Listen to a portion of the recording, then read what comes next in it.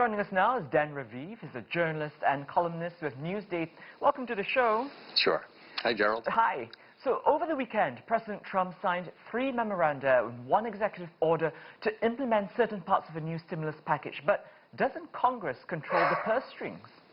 Well, indeed, that's the way things are normally here. But the Trump administration argues that we're in a COVID emergency. And the president says that Congress, pardon my dog, the president says that Congress has failed to act and has failed to help the American people. And as a result, he had to do it this way. On the other hand, now that we've studied the executive orders and memoranda that he issued on Saturday, we don't think it actually offers much help to anybody. It suggests, for instance, to federal agencies that they should look into what they might do to help prevent people from being evicted from their homes if they don't pay rent. But it doesn't order a moratorium on evictions. That's just one example. And so the orders were largely for show. President Trump is trying to look active, like he could be the hero in this situation. But we clearly don't yet have a resolution, Gerald.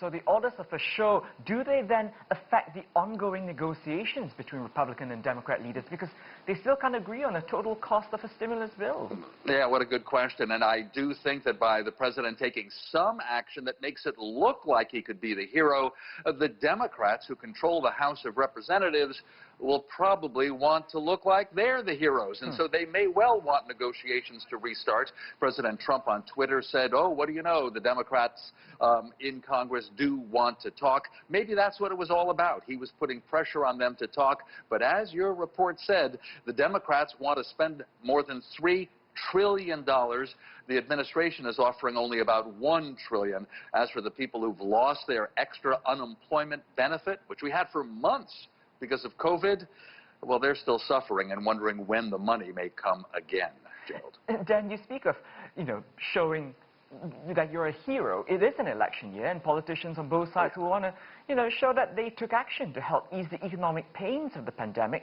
So why all this feet dragging now? Well, because of what you say. They have very different points of view philosophically, in that the Republican Party generally would like to help businesses, and if businesses and employers can do better, then in theory they'll employ more people. But when it comes to the Democrats, they want to work from the bottom up. They want to help the poorer people who actually are short on money. See, that philosophical difference is huge. Also, the Democrats do want extra aid for states and cities. The local governments have really been hurting in recent years, and the Republicans say, oh, that's because they're so badly managed. This isn't really because of COVID, it's because the Democrats are lousy at running states and cities.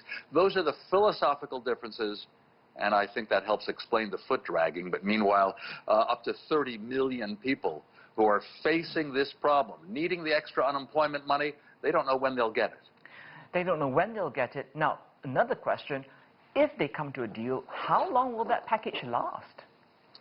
That's, of course, up to the negotiations and the outcome of them. What the president did, and I don't think it's much, generally goes to the end of this year. And on one key part of it, he said, if I'm reelected, then I'll make it so that workers never have to repay that payroll tax that we're not going to withhold for now.